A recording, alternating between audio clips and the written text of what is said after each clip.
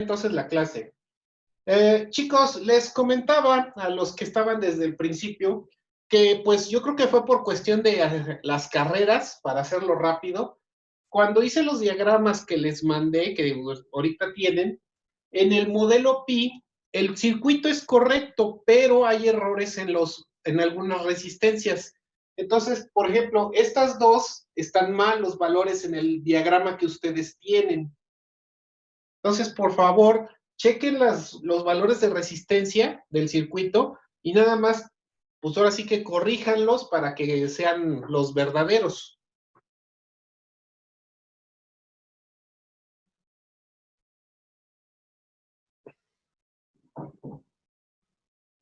Les digo, R7 y R8 tienen error y no me acuerdo si R6 también tiene error. Sí, profe. Son los únicos, las únicas tres, creo. Ah, ok. Sí, hace rato que estaba yo dibujando el circuito Pi por adelantado, me di cuenta que estaban mal los valores. Pero bueno, no es algo así como que muy complicado.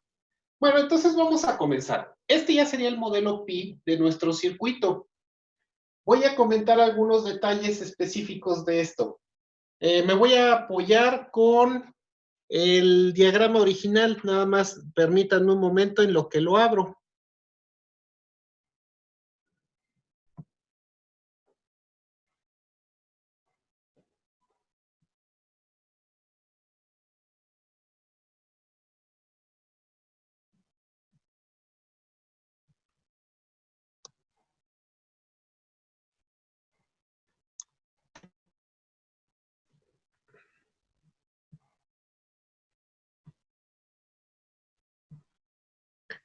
Ok, ahí tenemos el diagrama original del circuito.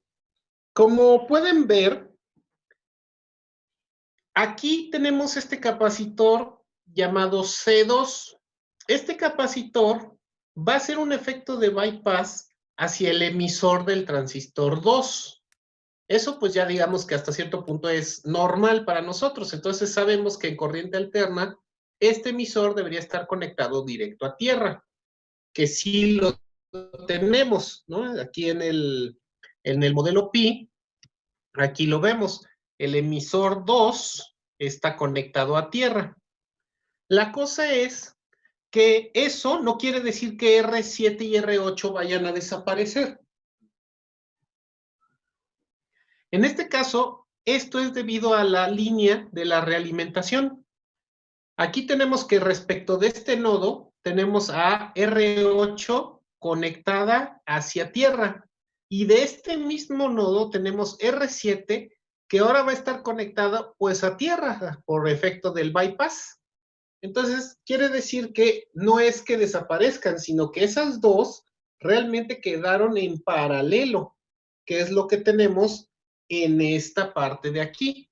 Aquí están R7 y R8, que ahora están en paralelo y se arrastran hacia el lado de la entrada. ¿Estamos de acuerdo con eso? Sí, profe. ¿Sí? Ok. Bueno, entonces, también, del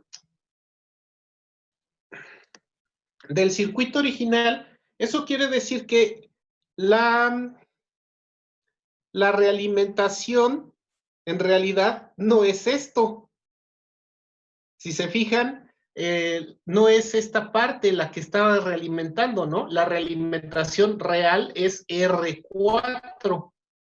Entonces la otra, aunque en corriente directa lo aparentaba, en realidad pues no es. La realimentación es R4.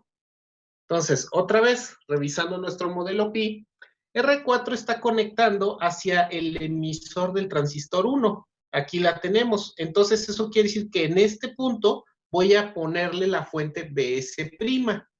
También en el emisor del transistor 1 hay una resistencia R6 de 1K. Entonces, eso quiere decir que ahí es donde al abrir voy a tener que poner mi fuente nueva.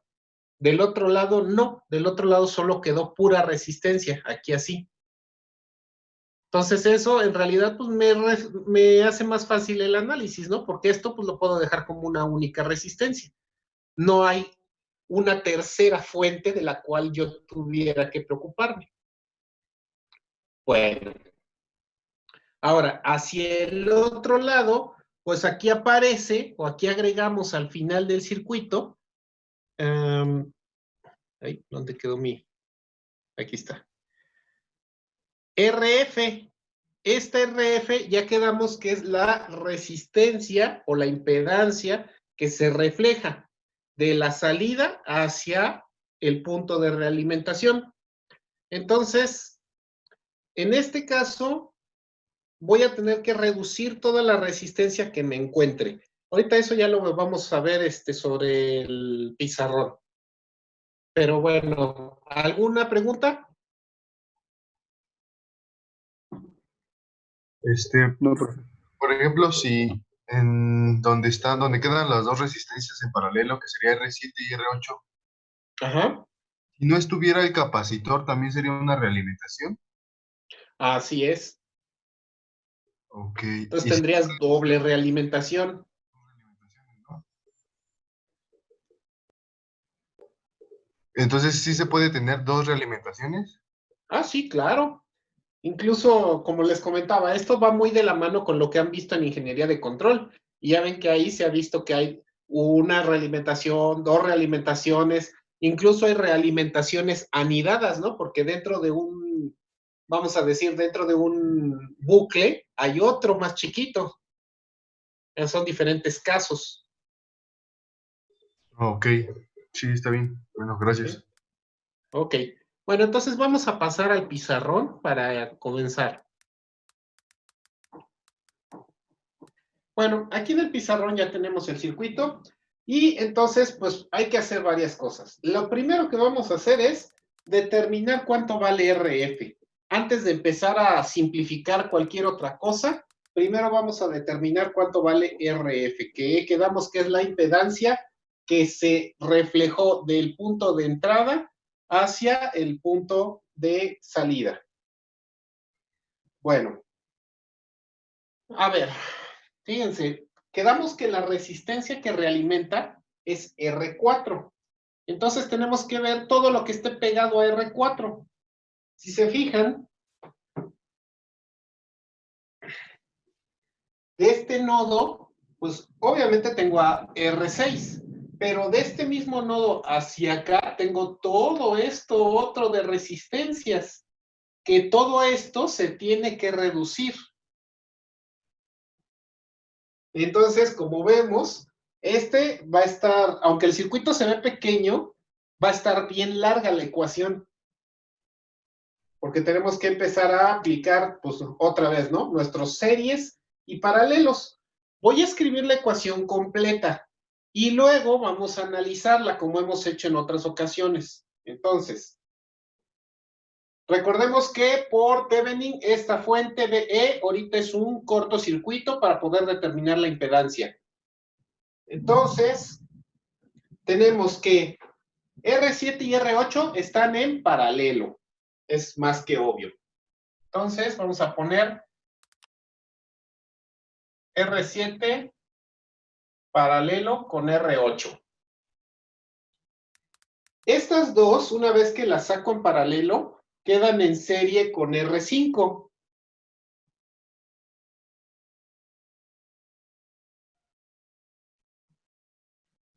¿Hasta ahí vamos bien? Sí, profe.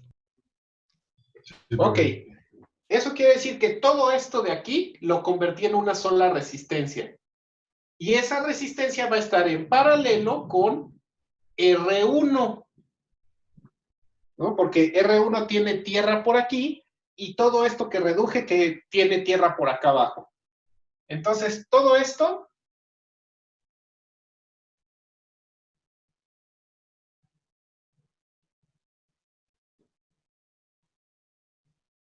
en paralelo con R1.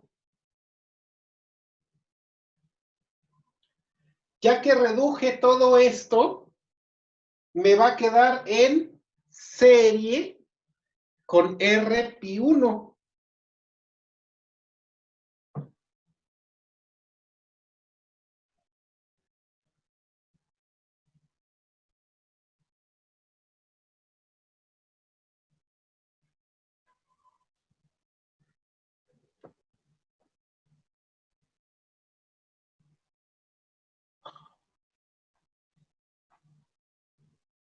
Entonces, junté todo esto, lo emparalelé con esta, quedó en serie con esta, y ahora, como ya lo tengo aquí, necesito reflejarlo hacia el emisor.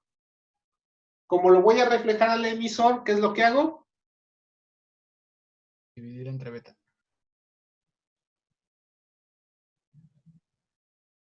Se multiplica por beta. Se divide entre beta, ¿no? Dividir entre beta. Dividir entre beta, porque es de arriba hacia abajo. Entonces, todo esto entre beta.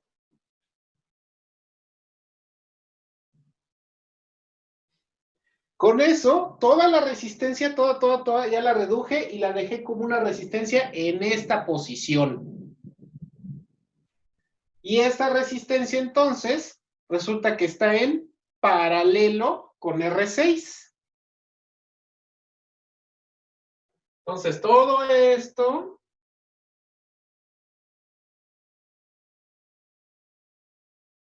paralelo con R6.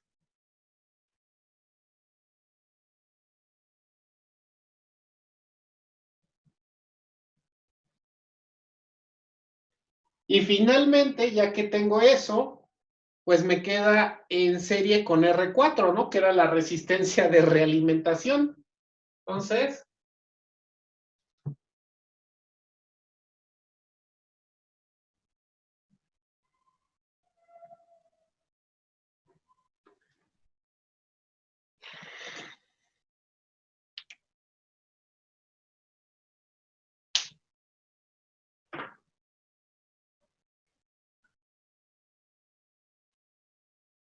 ok, preguntas antes de que pasemos a otra cosa, No, profe. No, profe. ¿no? ¿Los demás están también bien, de acuerdo? Profesor. Profe. Ok. Bueno, entonces, de todo esto que tenemos, como les decía, mejor, como ya vimos que esto es un chorizo bien grande, mejor vamos a usar el sentido común a ver si nos ayuda. Veamos. Primero, la parte más interna, pues es esto, ¿no? El paralelo de 7 y 8. Si vemos, estas dos resistencias son un paralelo pues, relativamente pequeño, ¿no? Entre las dos, .68 y .22. El resultado va a quedar por ahí, por no sé, ahora sí que adivinando algo así por .4, vamos a decir. Entonces, esta es una resistencia relativamente pequeña. Esta resistencia que resulta de ese paralelo va ahora en serie con R5. Y R5 resulta que es una resistencia muy grande, es de 150 kilos. Entonces, por decir algo, nos quedarían 150.4. No hay mucha diferencia. Ahora, aquí viene la parte importante. Esto va en paralelo con R1, que es esto que tenemos aquí. Y ya quedamos que ahí sí estoy emparelando un K con 150. Entonces, perdón. Entonces, el resultado de ese paralelo, ¿a qué se va a parecer? A un K. A un K. Recordemos que siempre la más pequeña, cuando hay mucha diferencia entre ellas, la que gana es la más pequeña. Entonces va a dar aproximadamente un K. Eso quiere decir que todo esto de aquí lo puedo simplificar a ser un K. Entonces ya vamos hasta este punto. Luego aquí va en serie con RP1. RP1 aquí lo tenemos, 35.3857 kilos. Este es el dato que me dieron la clase pasada. Entonces, quedarían 36.3857 kilos. Ok. Después, beta. Beta está dividiendo. Entonces, beta era de 100, ¿verdad?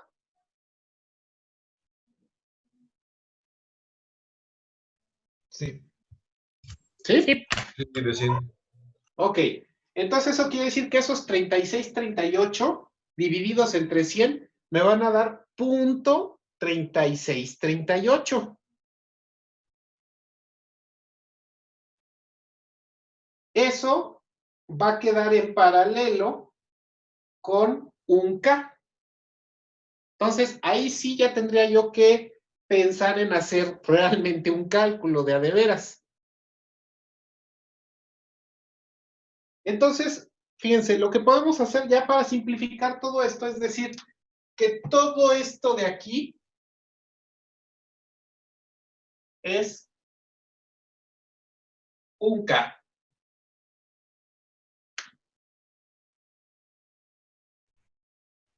Bueno, perdón, todo lo de arriba.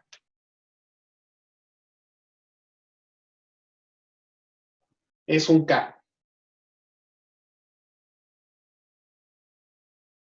Con eso ya nos ahorramos mucho trabajo de tener que estar calculando y haciendo sumas y multiplicaciones y divisiones. Entonces, ¿hasta ahí vamos todos de acuerdo? ¿No era 36.38, profe? Disculpe. Eso es ya cuando lo divido entre beta. Ah, ok. Perdón. Ok, entonces, a ver, voy a borrar este pedacito para reescribirlo así como ya lo simplificamos.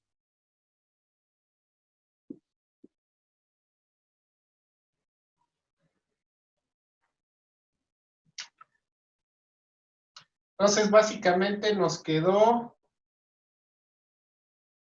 0.363857, si quieren todos los decimales, kiloohms.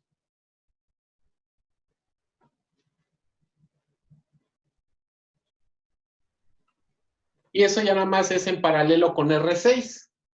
Entonces, ahí sí les voy a pedir que saquen el paralelo de 1 con punto 3638.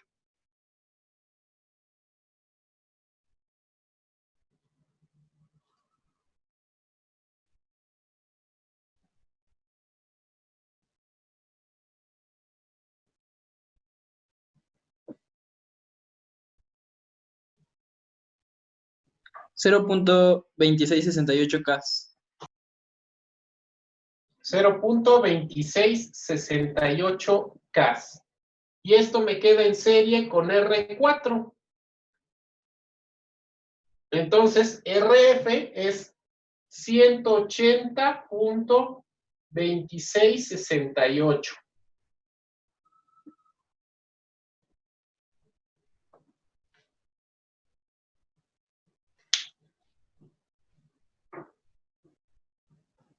Bueno, hay un par de personas que se acaban de incorporar a la clase. Les comentaba que ahorita lo único que hemos hecho es determinar cuánto debe de valer esta RF.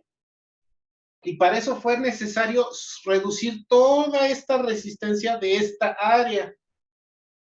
El planteamiento era bastante grande, desafortunadamente pues ya lo borré, pero el resultado, antes de paralelar con esta resistencia de R6, da esto.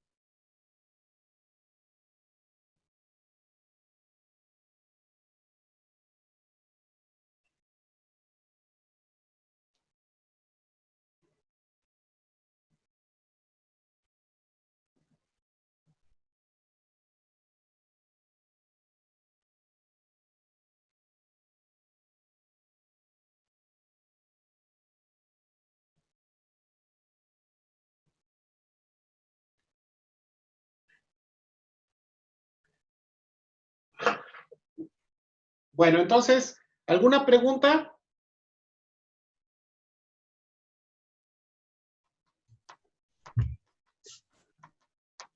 Bueno, como no hay preguntas, voy a borrar, ya nada más nos quedamos con el puro valor de RF. Entonces, esta RF, quedamos que fue de 180.2668K.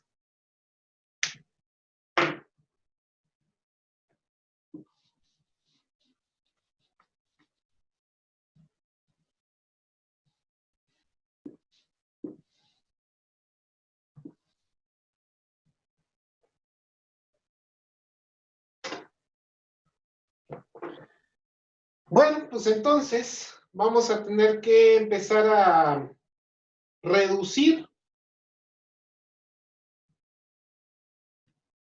Bueno, pues a ver, vamos a empezar por la parte de la entrada. Porque aquí, ahora sí, para reducir esta parte junto con la fuente, me van a generar un divisor de voltaje. Entonces, a ver.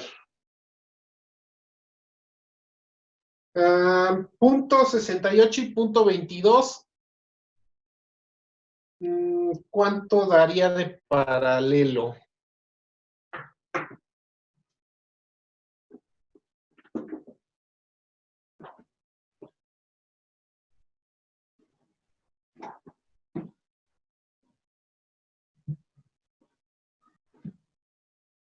Punto 1662.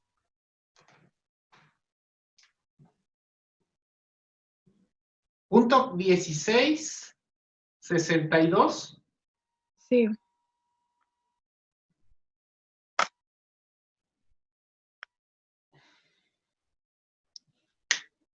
Ok, entonces me queda 150, ya cuando la pongo en serie con la otra, son 150.1662. Entonces tendríamos, vamos a llamarle RB.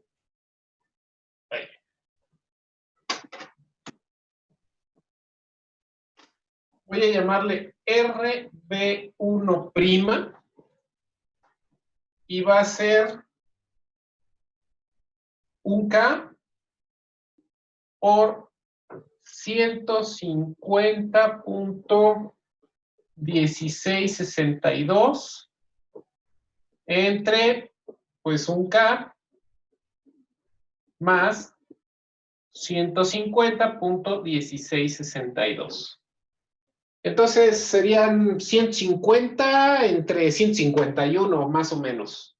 Serían 0.9934K.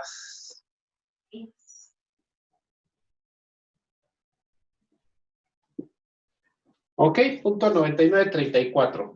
Y pues sí era de esperarse, ¿no? Porque lo que habíamos dicho, al emparalelar algo grande con algo pequeño, pues casi siempre el resultado tiende al valor pequeño. Entonces, ahí vamos bien. Luego, vamos a tener una fuente BE'. Esta fuente BE' sería esto de 150 multiplicado por BE entre la suma de lo de arriba. Entonces me va a dar lo mismo, básicamente. Voy a tener que es 150.1662K por BE entre 1K más 150.1662K. Entonces, esto me da 0.9934 BE.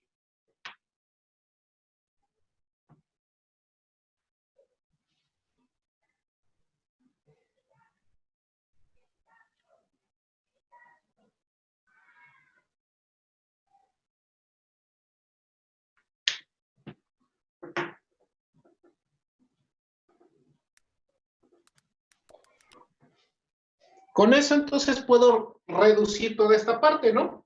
Entonces, voy a hacer eso.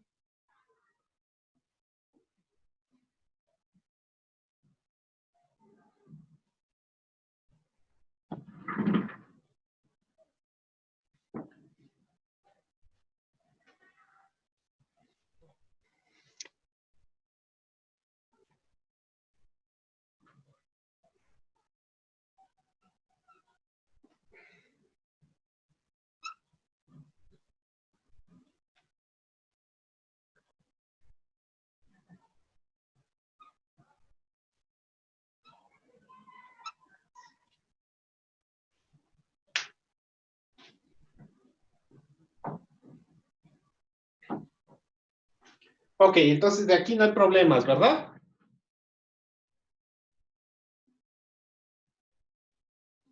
No, profe. No, profe.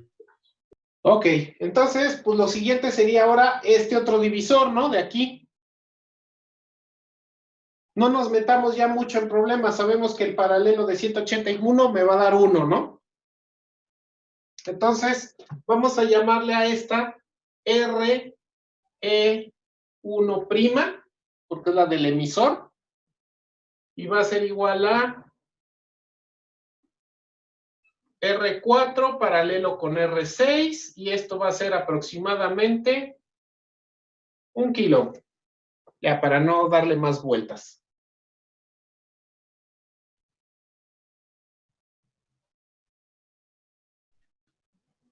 Y vamos a tener un bi'prima, perdón, que va a ser igual a 1K por BS' entre 180 más 1K.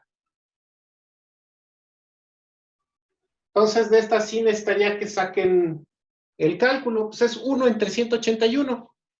Va a dar algo muy pequeño.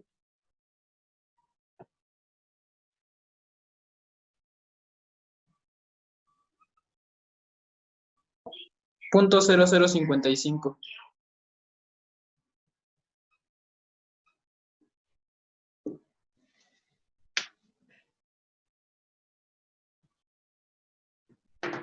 Ok, ¿los demás están de acuerdo? Sí. Sí. Ok, entonces, pues esto ya nos queda así.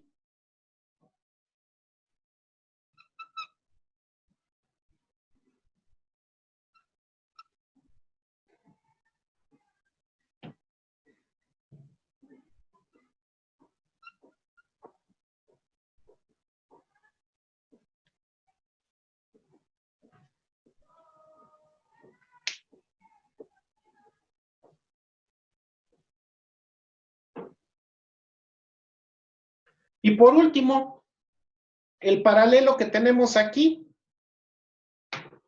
Entonces, este paralelo sería, vamos a llamarlo RF', y sería R3 paralelo con RF. Ese sí también necesito que lo calculen, aunque el resultado va a tender a 2.2.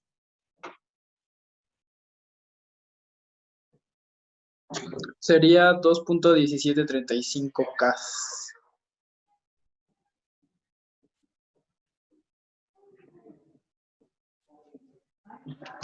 Gracias. De nada, bro.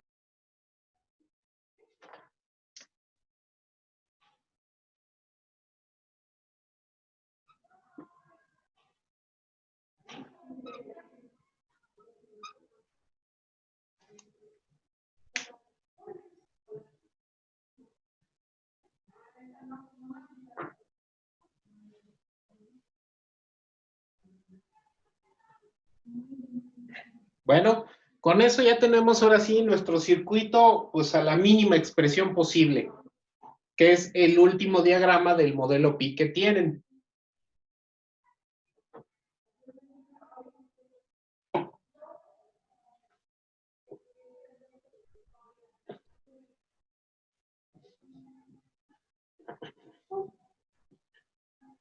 Bueno, entonces ya sería cosa de que empezáramos a calcular las ganancias. ¿Alguien tiene preguntas antes de empezar con eso?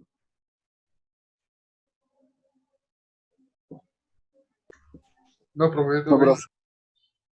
Ok, entonces voy a borrar esto de las simplificaciones. Al fin y al cabo ustedes pues ya lo tienen. Pues esto es por cuestiones de espacio. Entonces el que sí voy a dejar es el circuito y de momento voy a dejar aquí los parámetros pi para apoyarme con ello.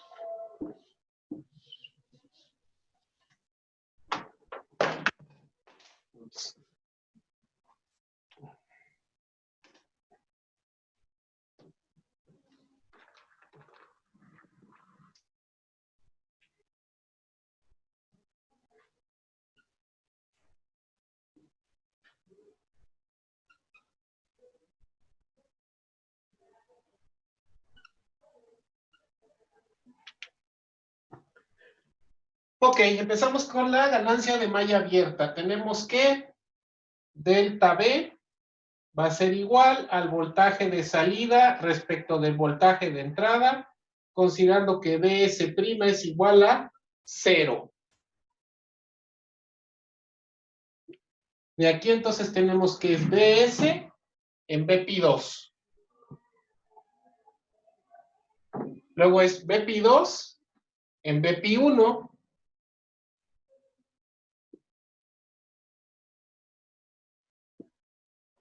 Y BP1 en la entrada.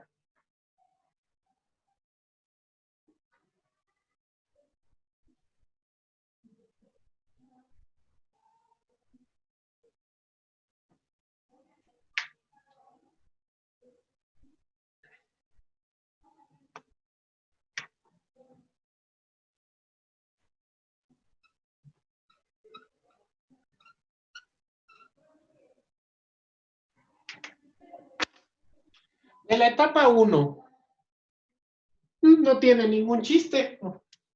Entonces tenemos que BS va a ser igual a menos RF' por IC2. Esto es igual a menos RF' GM2 BP2. Y entonces tenemos que BS en BP2 es igual a menos RF' GM2.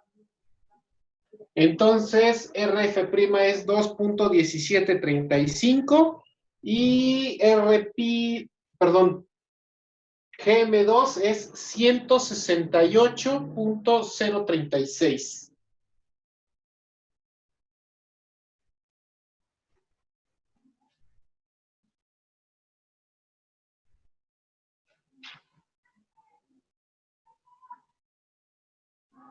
Serían menos 365.2266.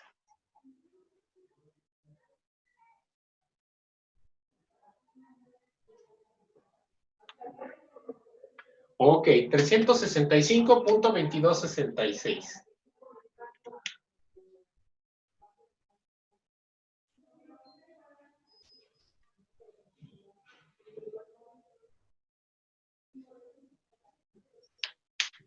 Bueno, vamos con la etapa 2.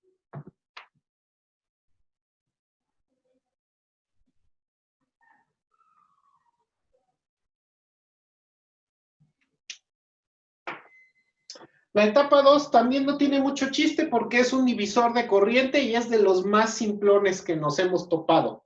Entonces, tenemos que IB2 va a ser igual a menos porque acuérdense que una corriente, la de base, va para acá y la de colector va para acá, ¿no? Van en sentidos contrarios.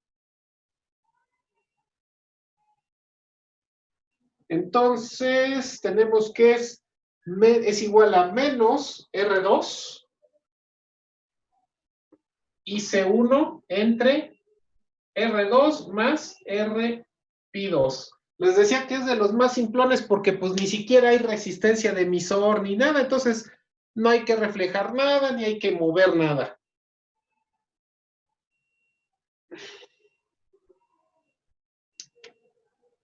Entonces tenemos que P2 entre RP2 es igual a menos R2 GM1 BP1 entre R2 más RP2.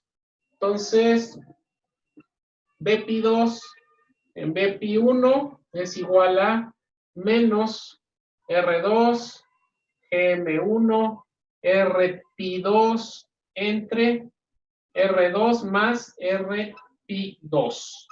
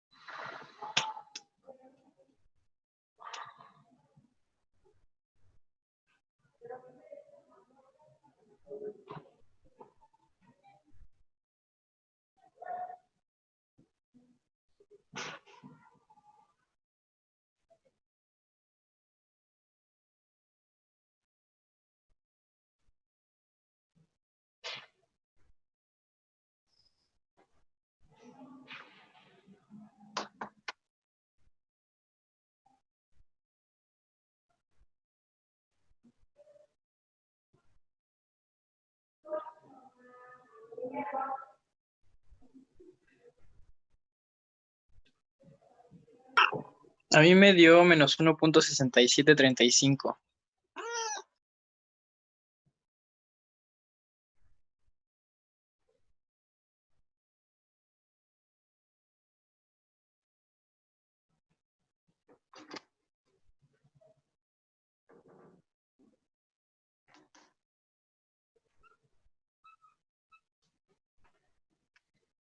Ok, ¿están de acuerdo con su compañero?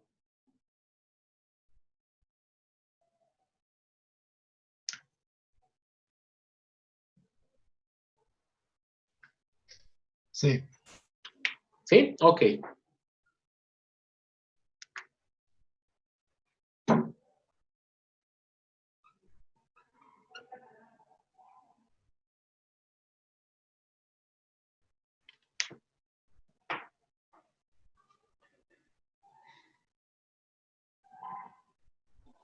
De la etapa 3.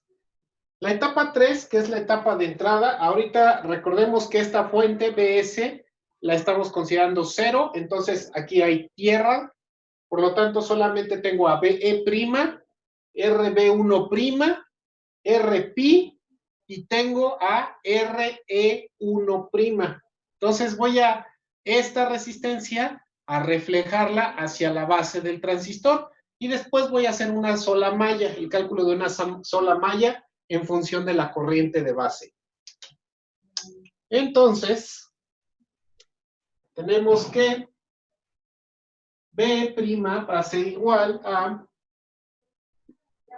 IB1 por RB1' más RP1 más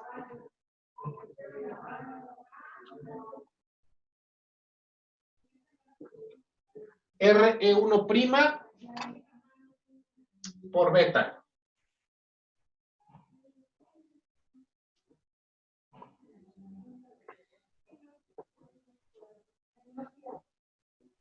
Bueno, entonces ahí tenemos que sustituir a BE' y a IB1 y pues también hay que hacer despeje.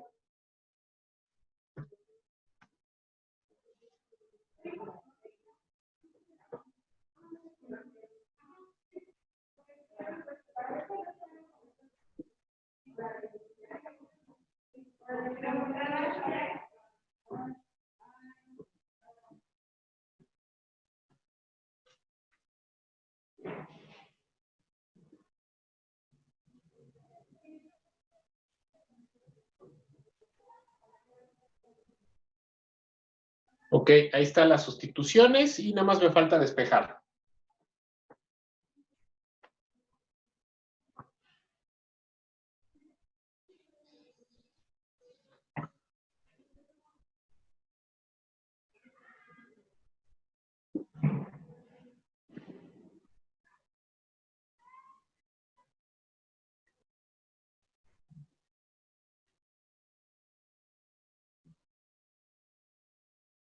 Ah, aquí me faltó la beta. En esto de aquí me faltó una beta.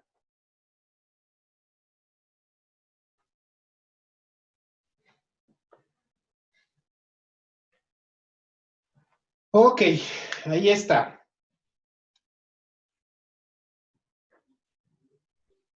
Entonces ahorita que tengan el número me lo pasan, por favor.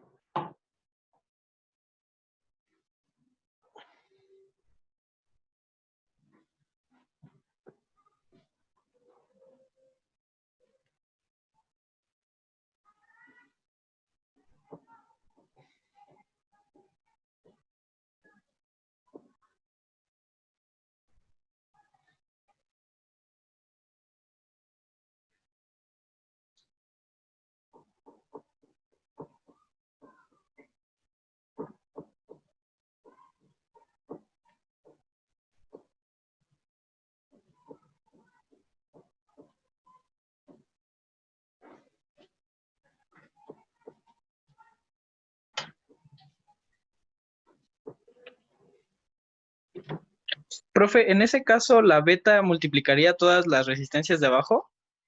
¿O nada más a RE? Nada más a RE, porque la única Esta que era la RE fue la única que subimos hacia la base. Entonces es Sí, la sí, sí. única que queda multiplicada. Ok, gracias. Mm,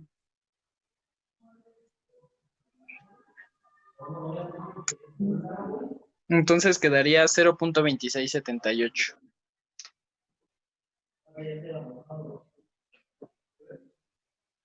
Mm,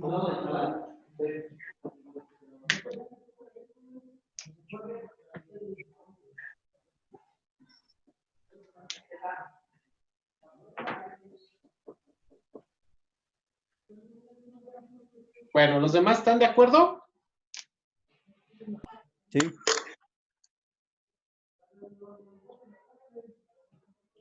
Bueno, entonces delta B es igual a ahí, menos 365.2266 por menos 1.6735 por 0.2678.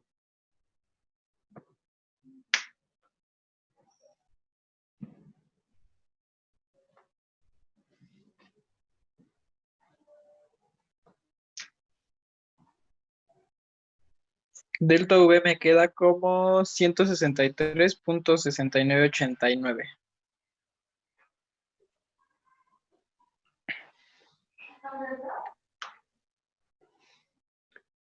Ok, 163.6989.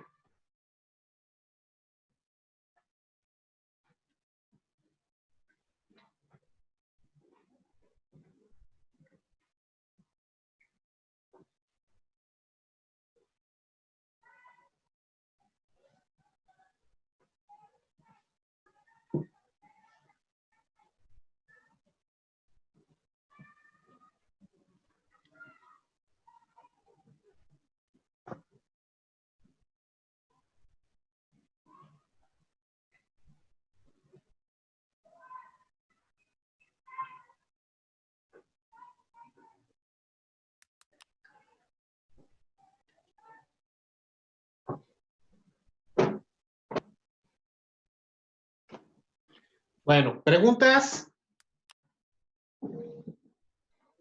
No. ¿No? No, profe. No, profe. Ok. Bueno, entonces, antes de pasar a la ganancia de realimentación, nada más un paréntesis. Ayer me di la tarea de enviarles sus exámenes, entonces espero que les hayan llegado a todos. Sí, profe, sí, sí me llegó, güey. A mí sí. Ok. Ay, permítanme, es que tengo que conectar la compu. Ya.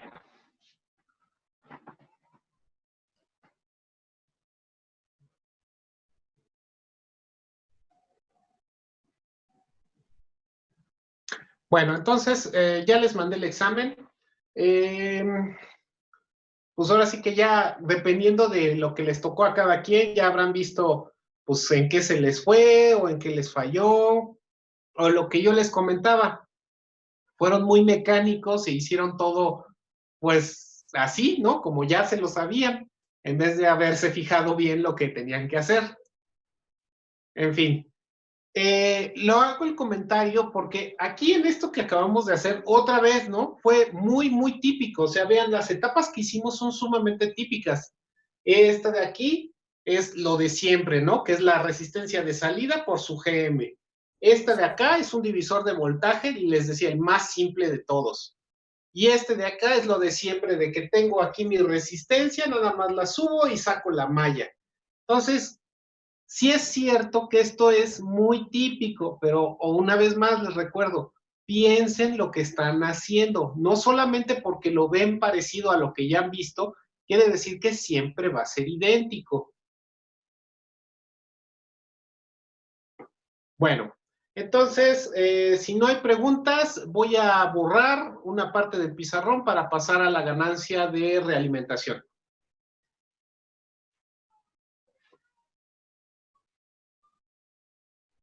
Ok, entonces...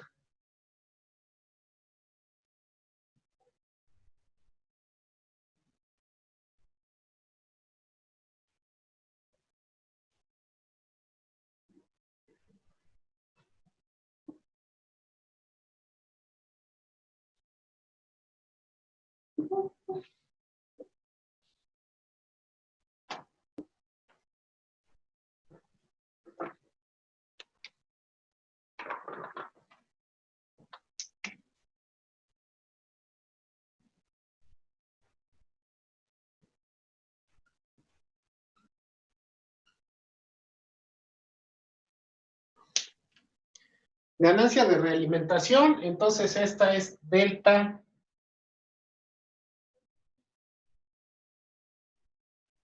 R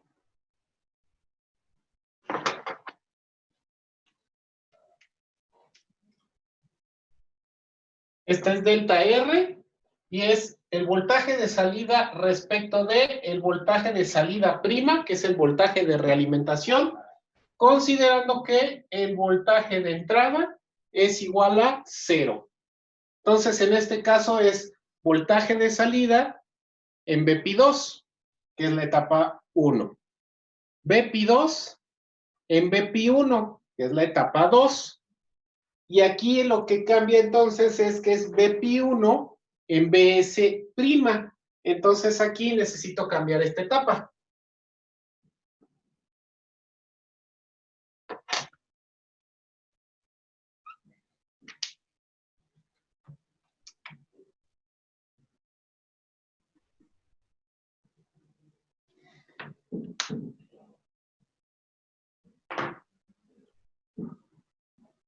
Entonces la única que necesito recalcular es la etapa 3, que es la etapa de entrada. Entonces voy a hacer lo mismo. Voy a tomar esta resistencia y la voy a subir a la base para ponerla en serie con RP1, con RB1. Esta ahorita vale 0.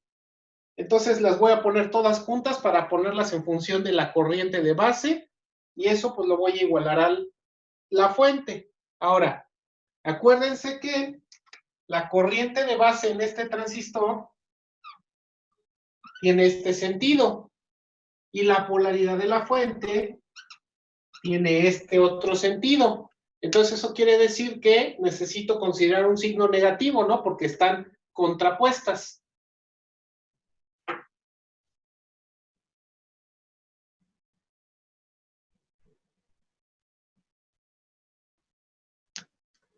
Right.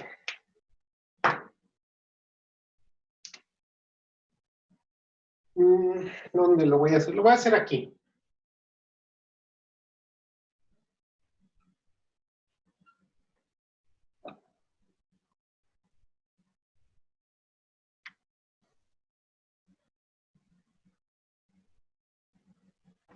De la etapa 3, entonces, tenemos que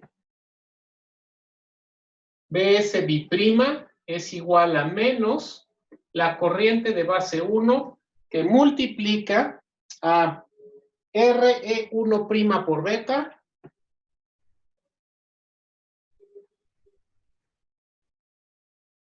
más RP1 más RB1'.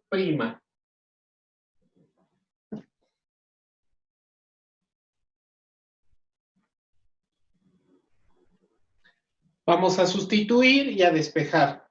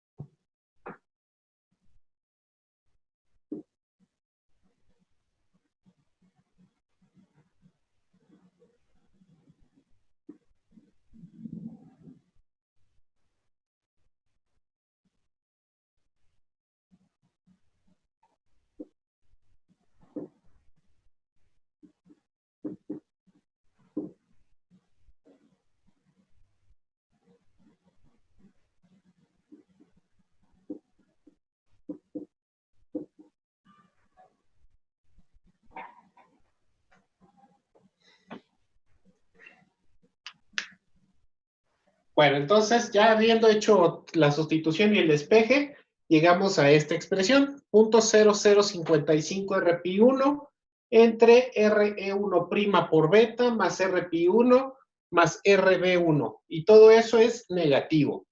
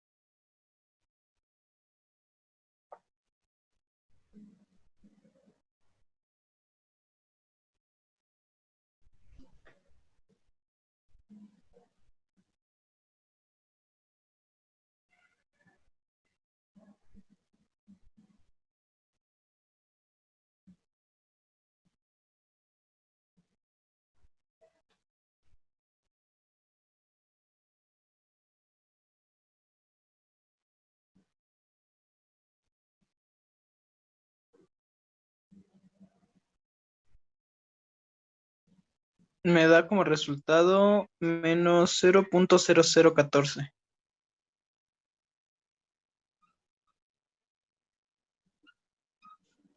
Menos 0.0014.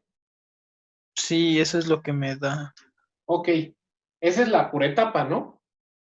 Ajá. Ok, entonces... um,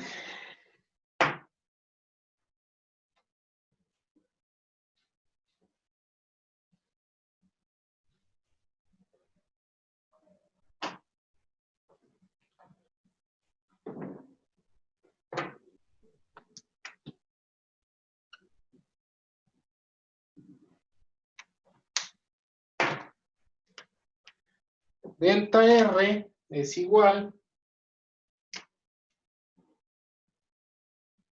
a menos 365.2266 que multiplica a menos 1.6735 y esto que multiplica a menos 0.0014.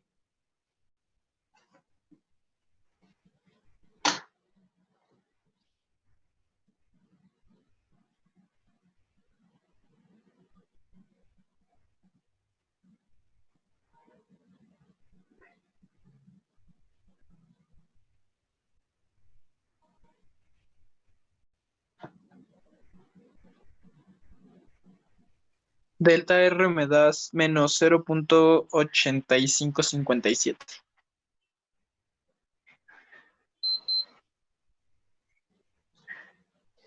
Ujú. Ok, ¿los demás están de acuerdo con los cálculos de su compañero? Sí, profe. ¿Sí? Bueno, entonces vamos con lo último.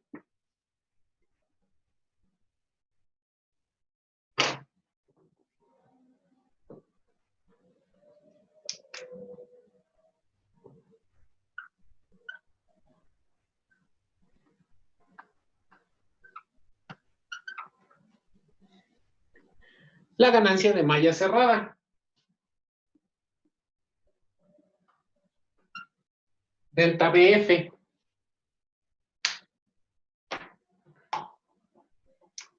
Entonces tenemos que esto es igual a delta B entre 1 menos delta R.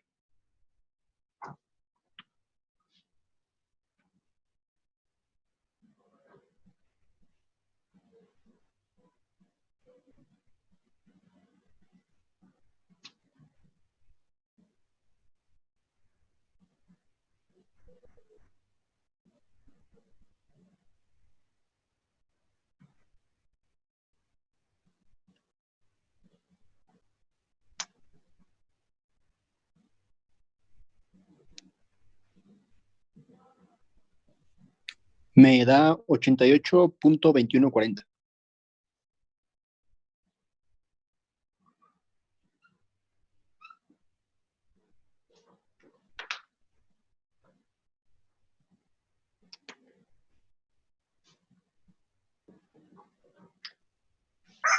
Sí. Bueno, entonces, pues ahí está. Ese es el circuito de realimentación. Era una realimentación, ¿qué era? Era una paralelo serie.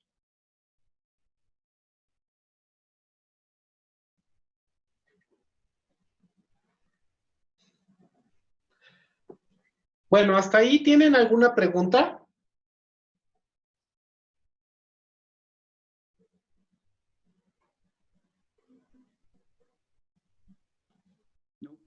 No, profe. Ok. No. Bueno, les iba a comentar, ¿en qué práctica van realmente? Porque ahorita vi que alguien estaba haciendo una pregunta al respecto.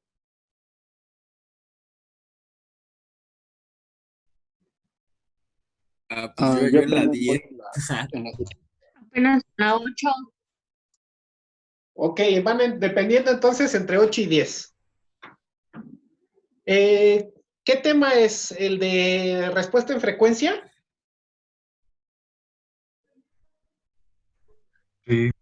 Ajá, la 9 es respuesta La en 8 frecuencia. todavía es la de realimentación. Ok, pero la 9 es la de respuesta en frecuencia. Sí. Ajá. Y la... Ok, no hemos tocado el tema porque no hemos llegado ahí, se supone que pues, es después de realimentación. Entonces, como ahorita ya terminamos el ejercicio, si quieren pues ahora sí que les platico cómo es que le tienen que hacer para resolver la práctica de respuesta en frecuencia.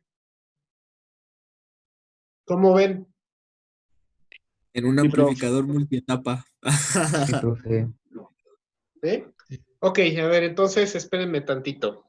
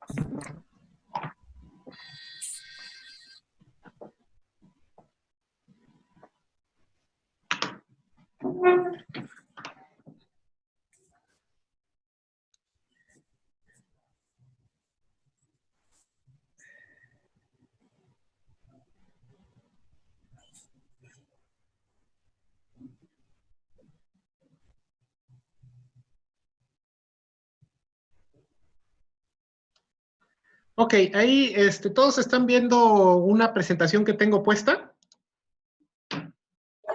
Sí, profe. Sí, Sí, profe. Ok, entonces vamos a ver. Así de manera rápida, pues básicamente el chiste de la respuesta en frecuencia es obtener este tipo de gráficas que tenemos aquí. Una es la gráfica de la ganancia y otra es la la gráfica de la fase. ¿De qué se trata esto? Bueno, nosotros buscamos la zona plana. Esta parte de aquí que es pues, horizontal dentro de la gráfica, no es que represente la ganancia en sí misma, sino que nos dice cuál es la zona en la que nuestro transistor trabaja mejor. Esto es aplicable a casi cualquier cosa, porque la mayoría de los objetos, aunque sean, por ejemplo, mecánicos, están hechos para trabajar con cierto nivel de, por ejemplo, vamos a suponer, um, la, los amortiguadores de un carro, pues están hechos para cierto nivel de vibración, ¿no? Que es lo que más o menos se esperaría que encontraran en cualquier camino. Pero, por ejemplo, no están hechos para vibraciones que fueran de, no sé, una frecuencia de 1 kilohertz, es demasiado, ¿no? Pues ni modo que fueran a qué velocidad para que las llantas se movieran, hicieran que los amortiguadores se movieran tan rápido. Entonces, esto nos dice, esta zona plana nos dice a partir de qué punto y hasta qué punto, en cuestión de frecuencia, es la zona en la que mejor trabaja nuestro transistor. Es decir, donde tiene el mejor desempeño. Entonces, básicamente esa es la idea. Nosotros queremos determinar de dónde a dónde se mueve esta zona plana. Eso sí, eso es en cuestión de ganancia, pero también observamos que en cuestión de fase va cambiando. Esto aquí lo podemos ver, ¿no? Que la señal, en teoría, empezaba desfasada 90 grados, que también eso corresponde, si se fijan, con este incremento, esta pendiente, y el ángulo va disminuyendo hasta este punto, que más o menos, si se fijan, también es donde empieza la parte plana. Entonces, aquí es cuando entra 0 grados. Quiere decir que además tampoco está presentando alteración de la fase en nuestro circuito, nuestro sistema. Y pues cuando empiezo a terminarme la parte plana de la gráfica, vemos que otra vez se me empieza a desfasar la señal, pero ahora para el otro lado, se va al lado opuesto. Entonces, esa es la idea general de la respuesta en frecuencia. Entonces, nosotros tenemos que esto se divide en 3 áreas, ¿no? Respuesta a baja frecuencia, respuesta a frecuencia media y respuesta a alta frecuencia. Todo lo que hemos hecho, todo lo que hemos hecho a lo largo del semestre está considerado dentro del área de frecuencia media, o sea, ahí estamos considerando que nuestros amplificadores siempre trabajan bien, ¿no? Lo único que nos ha preocupado es que estén bien polarizados los transistores, o sea, que no haya voltajes o corrientes negativos, porque quiere decir que está cortado o saturado, y después de eso nos dedicamos a calcular la ganancia. Entonces, siempre hemos supuesto que la parte de la frecuencia es ideal o es frecuencia media, donde no hay problema. Entonces, al espacio que tenemos aquí se le conoce como ancho de banda. No se confunda con el ancho de banda de Internet, son conceptos diferentes. El ancho de banda aquí es todo el rango de frecuencias en las cuales trabaja correctamente el sistema. Entonces, ahora sí, cuando dejamos todo esto de lado de pensar que estamos en la parte ideal, existen 2 análisis que se pueden hacer, que son el de respuesta a baja frecuencia y el de respuesta a alta frecuencia. Es decir, cómo se va a comportar mi sistema en presencia de bajas frecuencias y de altas frecuencias. Bueno, hasta aquí esta introducción, ¿se entiende? Sí, prof. Pues Sí, prof. Ok. Sí, profe.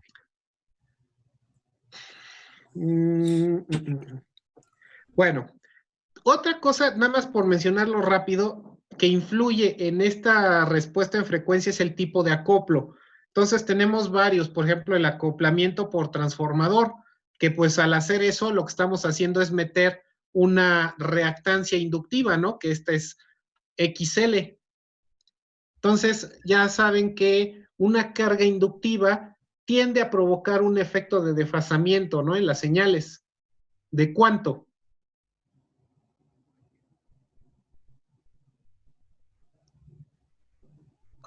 De 180. No, no es tanto.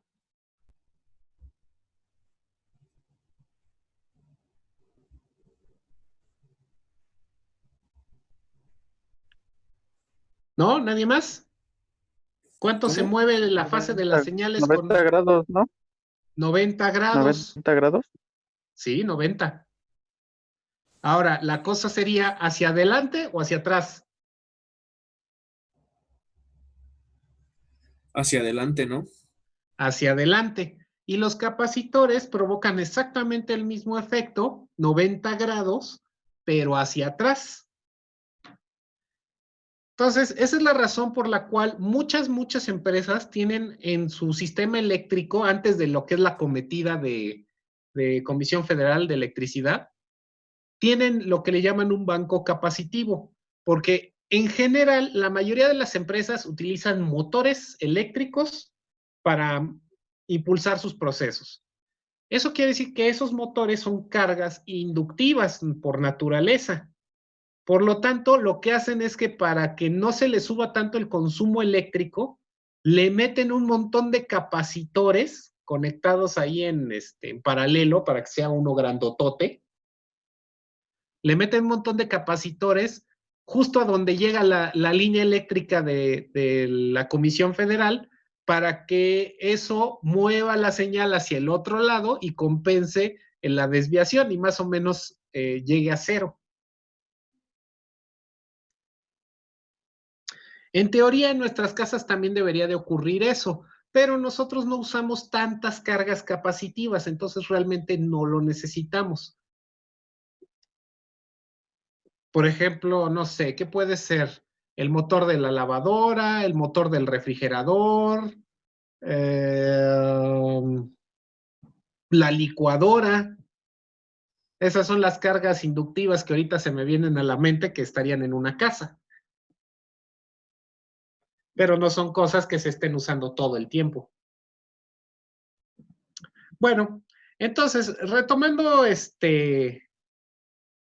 nuestro análisis.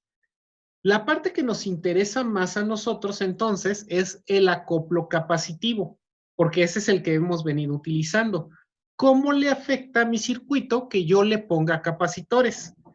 Aquí vemos un diagrama pi donde vemos el sistema completito, o sea, de un solo transistor, visto desde el punto de vista del análisis de respuesta en frecuencia.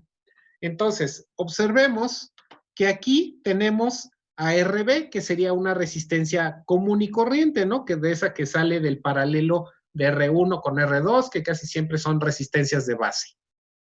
Luego, aquí ya ven que normalmente le ponemos un capacitor que aísla a la resistencia y a la fuente de entrada. Del lado de la salida, pues normalmente nada más nos preocupamos en corriente directa por la resistencia del colector y ya después en corriente alterna tenemos el capacitor de acoplamiento con la resistencia de carga y ahora sí nuestro punto de salida.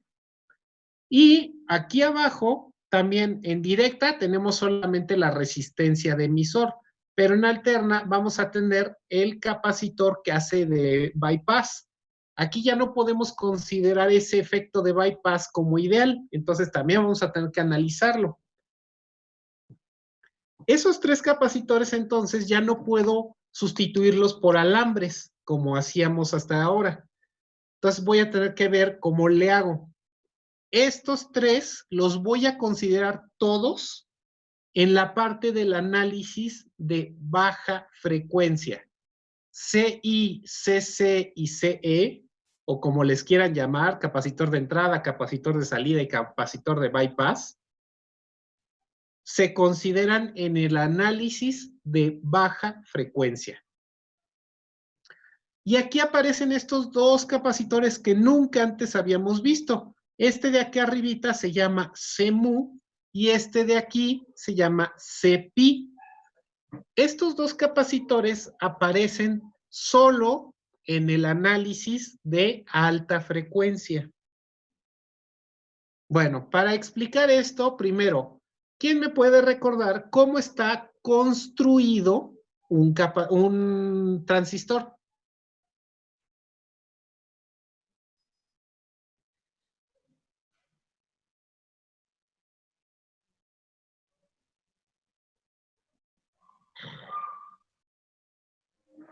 Por diodos, ¿no? Ajá. Pero de manera esencial, ¿qué lo compone? Ahora sí que, ¿qué compone a los diodos?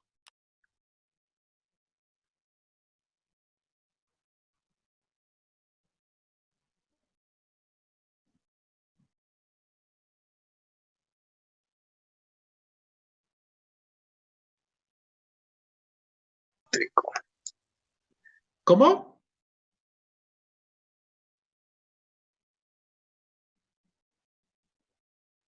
Sí. Sí, eso. Ok. ¿Y ese silicio y ese germanio cómo vienen repartidos?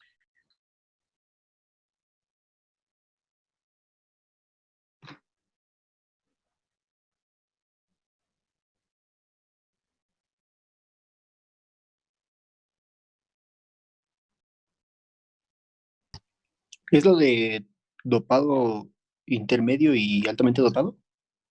Bueno, eso es una cosa, pero eso ya es en la esencia del material. Pero yo lo que quiero es que me digan cómo lo construyo, cómo agarro, y ya tengo mi material. Ahora, ¿cómo lo agarro y lo junto para que sea un transistor? ¿Qué es lo que tengo que hacer?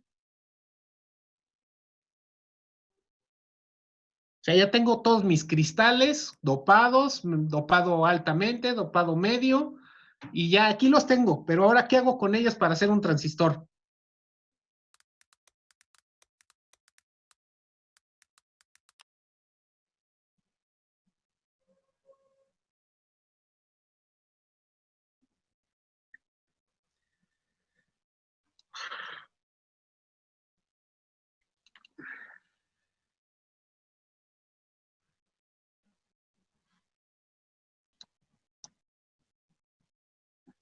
¿No? Ahora sí los agarré en curva. Bueno, a Sí. ver, entonces. Oh, qué caray.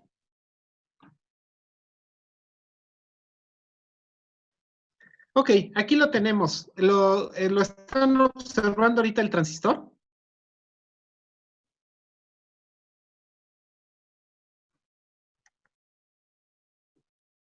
¿O con qué ventana me quedé? ¿O todavía siguen viendo el diagrama de respuesta en frecuencia? Sigue el diagrama, profe. Sí. Ah, Sí, entonces espérenme tantito. Y Cambiar. también lo veo a usted. Ah. Ok, ahora sí ya ven el diagrama del transistor. Vámonos. Sí, profesor. Sí. Pero, Ok. Aquí en nuestro diagrama, ok, es lo que decían por ahí, que era dopado intermedio, altamente dopado, y bueno, aquí tenemos un dopado tenue, ¿no? Que es la forma de la base. Pero básicamente, pues lo que tengo es 3 pedazos, ¿no? Que es un pedazo de cristal, este de aquí, que es otro pedazo de cristal, y otro que es un tercero. Entonces, ¿cómo Bien. lo construyo? Pues simplemente junto 3 cristales. Así, literalmente tengo 3 pedacitos de vidrio, si quieren verlo de esa manera, 3 hojas de vidrio, y lo único que hago es ponerlas una pegada a la otra. Eso es lo que hacemos para construir un transistor, ni más ni menos. Bueno, ahora, ya que estamos haciendo la analogía de que son como si fueran hojas de vidrio, como si fuera un cristal, entonces, imagínenselo de esa forma. Tenemos ahorita 3 cristales, nada más los puse uno encima del otro y juntitos.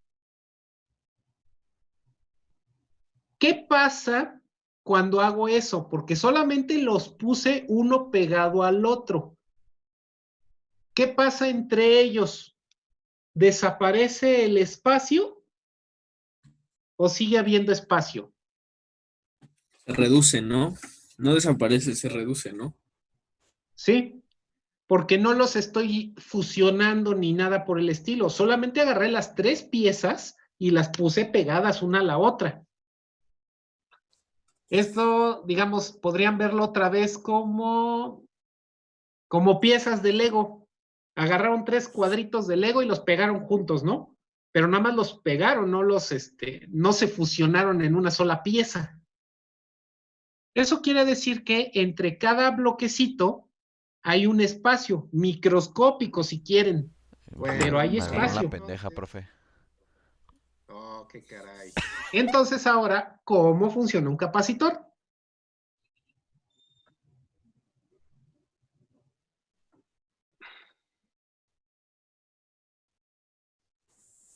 ¿O cómo está construido un capacitor?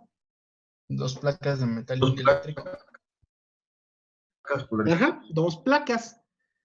Entonces, ¿cómo relacionan una cosa con la otra?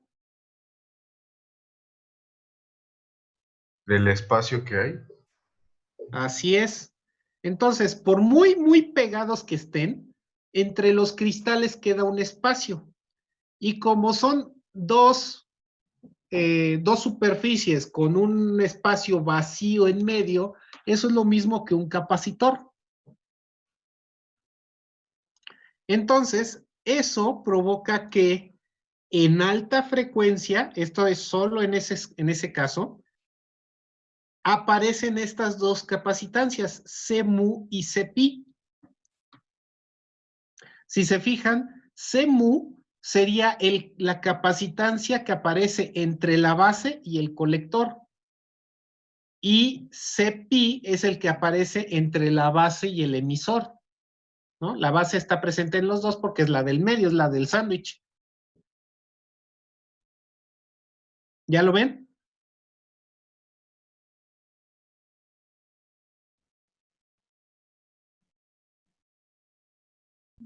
Sí. Sí, profe. Ok. Ya. ¿Perdón? ¿Alguien dijo que no?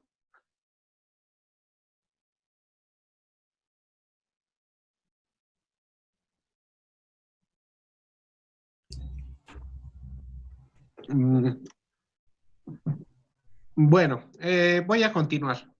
Entonces, estas dos capacitancias se les conoce como capacitancias parásitas. Solamente les digo, aparecen en muy altas frecuencias. Entonces, también tenemos que determinar cuándo es que aparecen dichas capacitancias. Bueno, primero, para poder hacer los análisis, son en frecuencia. Todo lo que hemos hecho hasta el momento, todos nuestros cálculos, siempre han sido en el dominio de ¿qué cosa? De la frecuencia, ¿no? No, no hemos hecho nada en función de la frecuencia. Nunca la hemos tomado en cuenta. En el dominio del tiempo, exactamente. Entonces, si ahora nos interesa determinar la ganancia, pero desde el punto de vista de frecuencia, tengo que cambiar al dominio de la frecuencia. ¿Quién se encarga de hacer los cálculos del dominio de la frecuencia? ¿O qué herramienta usamos?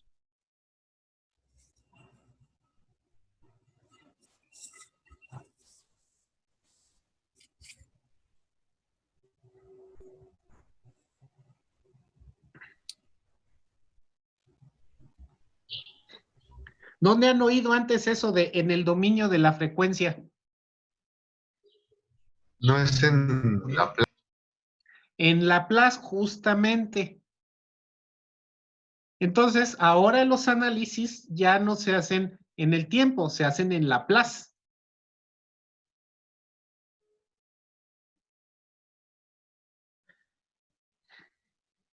Entonces, aquí, por ejemplo, lo que tenemos es un transistor de tipo emisor común. Aquí ya les digo, solo les voy a platicar cómo se tiene que hacer esto. Entonces, pues ahora sí que ustedes sabrán si toman nota. Supongamos que tenemos este transistor emisor común, que tiene sus 3 capacitancias, la de entrada, la del acoplo de salida y la de bypass. Entonces, cuando yo obtengo el modelo pi de dicho transistor, es esto que tengo aquí. Estamos haciendo un análisis de baja frecuencia. Por eso es que no estamos considerando a las capacitancias parásitas, a Cmu y a Cpi. Entonces, para baja frecuencia solamente tengo estas 3.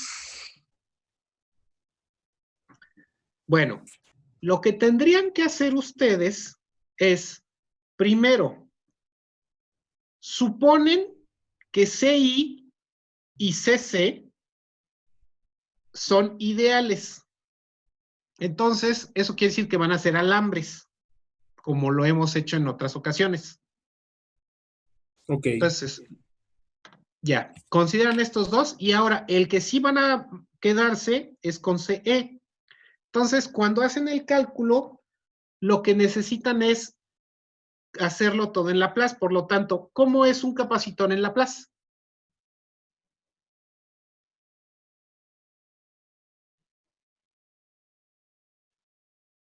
Si no mal recuerdo, es 1 entre 1 CS. el capacitor por la integral. Ajá, 1 entre CS. Esa es la expresión correcta. Entonces, lo que van a hacer es sacar el paralelo de la expresión del capacitor, o sea, 1 sobre CS, con el valor de RE. Entonces, hacen ese paralelo y con eso van a obtener una impedancia. Ya no va a ser una resistencia, ahora sí va a ser una impedancia porque va a tener parte capacitiva. Ya que tienen esa impedancia, resuelven la ganancia del circuito como siempre lo harían. Entonces empiezan a plantear BS en BP, BP en BE, que son, en este caso, son solo 2 etapas. Hacen las 2 etapas y pues les va a quedar una de las etapas, que sería la etapa de entrada, les queda en función de parámetros de Laplace. Entonces, lo que al final les va a dar es una ecuación de Laplace. Por ejemplo, no sé, les va a dar probablemente una constante entre S más otra constante. O sea, 1 sobre S más A, por ejemplo. Y eso, no sé si ya vieron cómo hacer gráficas de Laplace en ingeniería de control.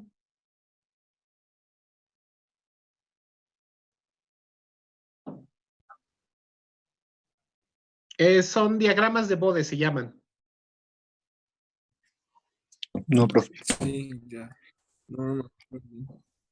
Yo sí lo vi. Bueno, si no los han visto, les recomiendo que consulten el libro de Ingeniería de Control Moderna de Ogata. Ahí vienen muy bien explicados cómo se hacen esos diagramas. Lo que haces es, ya que la expresión final de la ganancia la vas a dejar como tal, como la ecuación en función de S. Las S no se las vas a poder quitar a la ecuación, pero no importa porque así es como lo tienes que graficar.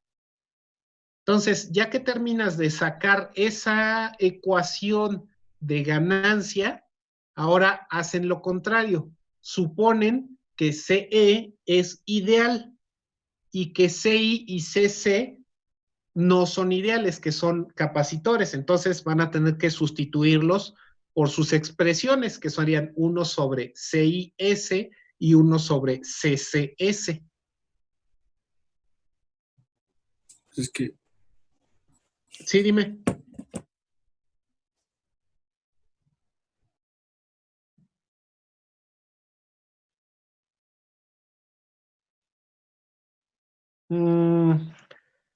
A ver, permítanme un momento, voy a borrar el pizarrón, espérenme tantito.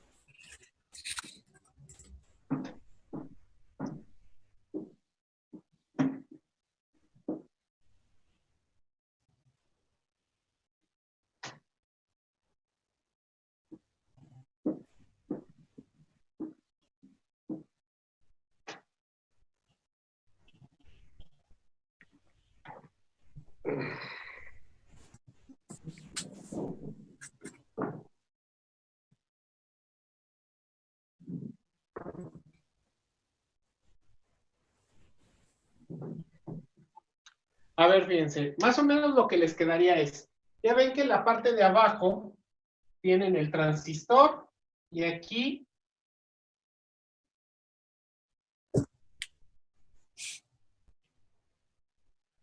tienen a la resistencia de emisor y al capacitor del emisor. Entonces, esto lo tenemos que hacer en Laplace. Ya quedamos que la expresión del capacitor en Laplace es 1 sobre CS. Entonces, emparalelamos esto. Entonces, voy a tener que la impedancia del emisor va a ser igual a RE por 1 sobre CES entre RE más 1 sobre CES.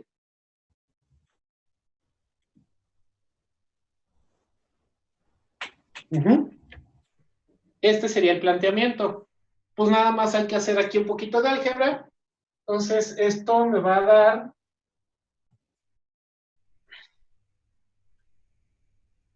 RE, CE, S más 1. Y acá arriba me va a dar RE. Lo que hice fue nada más álgebra. ¿Sabes? En el denominador saqué común denominador para estos dos. Y luego ya que lo tenía, pues hice medios por medios y extremos por extremos. Y llego a esto.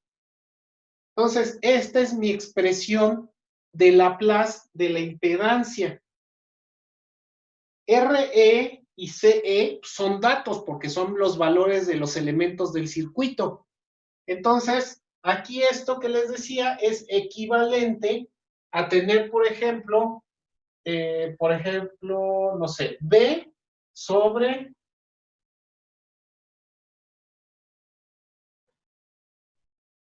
AS más 1. Entonces, esto, pues nada más simplemente lo hago así. Lo dejo como S más 1 sobre A, y aquí sería B sobre A.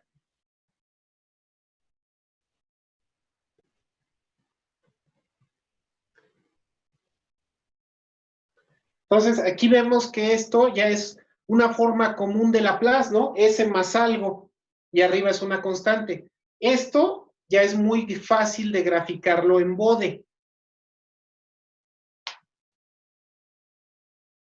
Bueno, entonces, esto es lo que tienen que hacer. Sus ganancias las plantearían igual. Por ejemplo, del circuito que les estaba yo mostrando, que es este. Ay, ¿dónde quedó? Aquí. De este circuito, entonces, si yo logro... Ay, aquí. RE y C, ya los hice como si fueran uno solo, ¿no? Una sola impedancia. Entonces, ahora esa impedancia la puedo reflejar aquí arriba a la base del transistor.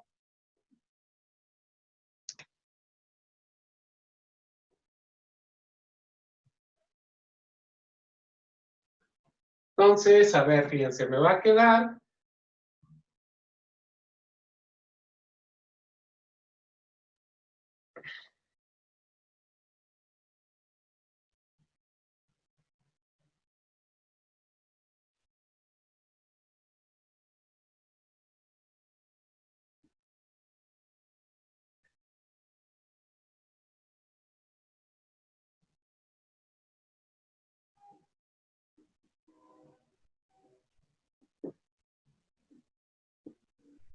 Esto me quedaría.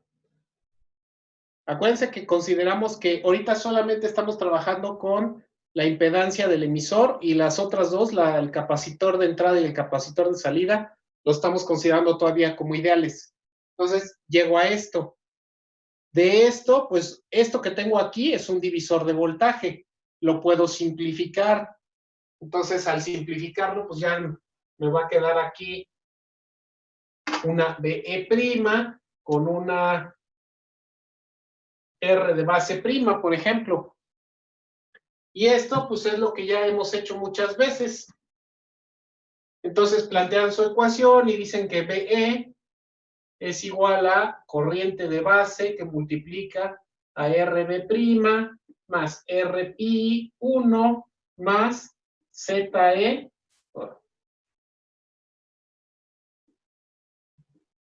por beta. Entonces, pues van a tener que esta expresión, o bueno, más exactamente esta, es ZE. Entonces, cuando sustituyen, les va a quedar que es Bpi entre Rpi por Rb' más Rpi1 más Re por beta entre Re, Ce, S más 1.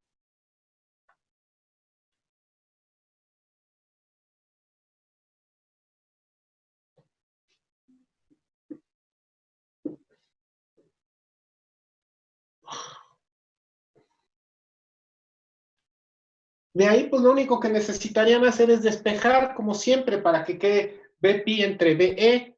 Y les digo, toda la expresión al final les va a quedar una expresión en función de S.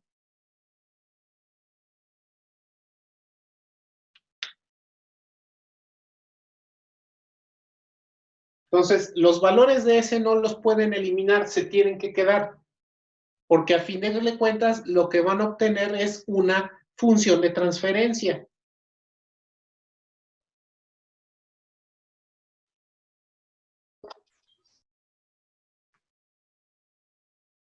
Ok, prof. ¿Sí? Bueno, entonces les decía, lo van a tener que hacer en dos partes.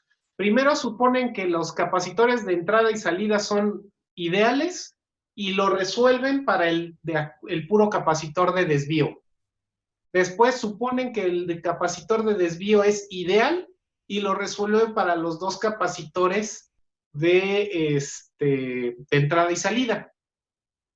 Cuando tengan los dos, lo único que hacen es multiplicarlos entre sí, los dos resultados, y eso ya les da la función de transferencia total.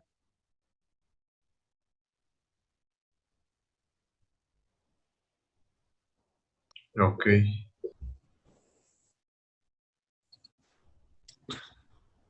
Entonces, aquí como ya tienen que hacer un poquito más de álgebra y tienen que también, por ejemplo, ahorita a lo mejor van a necesitar lo que saben de Norton, porque por ahí a lo mejor van a tener que hacer algún cambio de fuente para poder lograr todo esto.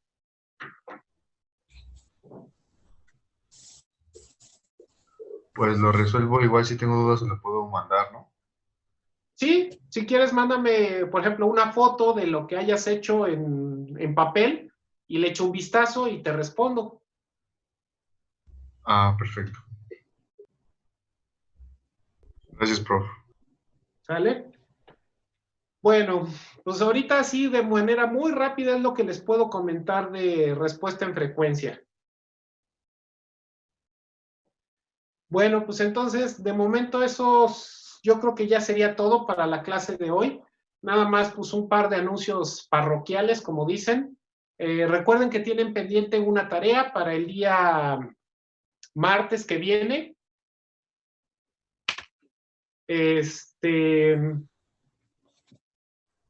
Yo también supuse ahorita, como les decía, ya les mandé a todos el examen.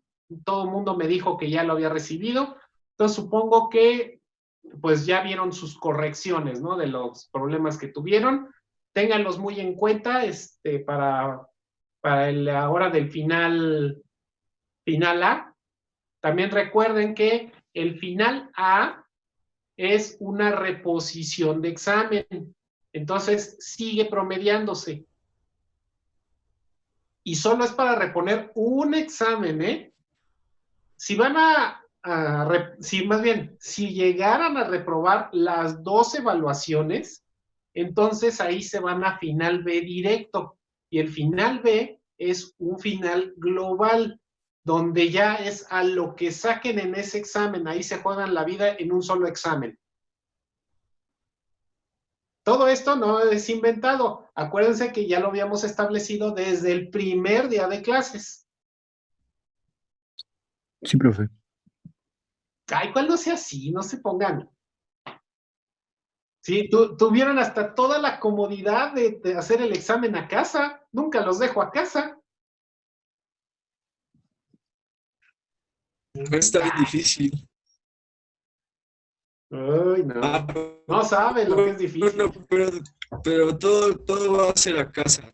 No supieron que está uno como en Hasta ejercicio. los finales van a ser en casa, ¿no, prof? Los finales sí van a ser en casa también. Los extras no podría asegurárselos porque no sé ni siquiera cuándo van a ser. Sí, profe, porque, Sí, pero acuérdate que tienes un sí, número profe, limitado. porque yo vi un comunicado de la... A menos de que hubieras sido súper precavido y hayas pedido ya el permiso para meter más de 2.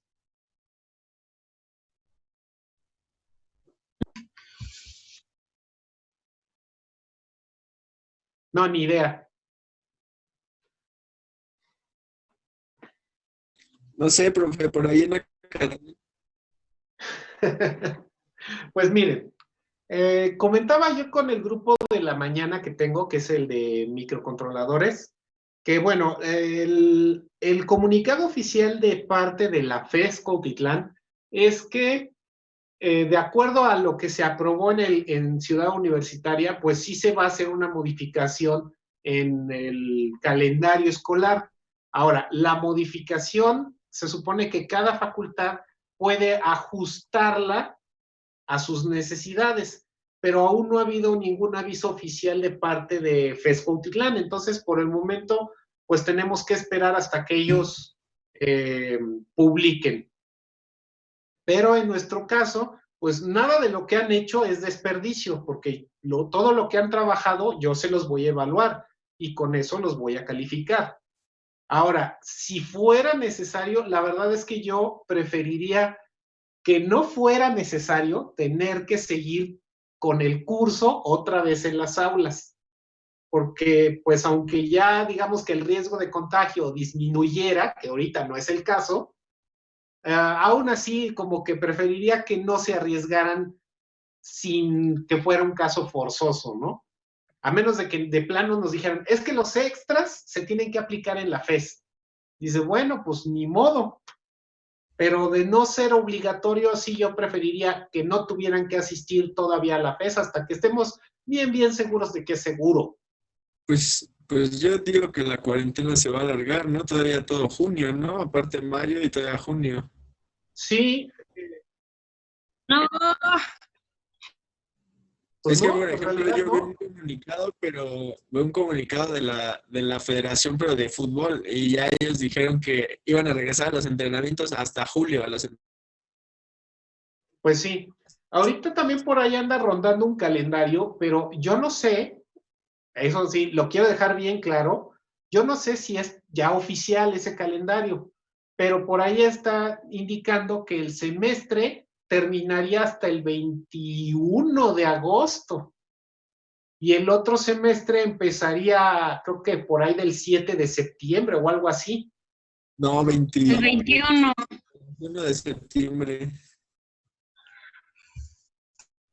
Hay un periodo ahí que también marca como periodo intersemestral, pero no es exactamente qué quieran decir con ese periodo intersemestral. Bien podría ser que sea el espacio de tiempo para aplicar extras o algo, pero como no lo especifica y tampoco tenemos, les digo, no estoy seguro que sea oficial esa información, o que a lo mejor sí la publicó Ciudad Universitaria, pero a la mera hora nuestro consejo técnico no toma exactamente las mismas fechas, etcétera, etcétera. Entonces, de momento yo no les puedo dar mayor información.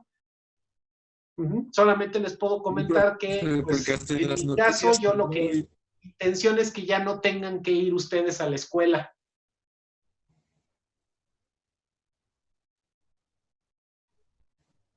Entonces vamos a hacer todo lo posible, pues, por este medio, como hemos venido trabajando. Vale, profe. pues sí, profe. No, pues si acabamos los temas, ¿ya para qué? Es que también esa es otra cosa, o sea, no estoy muy seguro, porque también ya ven que la información no es tan clara, no sacan algo que sea 100% puntual. Entonces, como que da a entender que ese espacio de tiempo a lo mejor podría estar dedicado a las personas que no tuvieron la posibilidad de asistir en línea a las clases.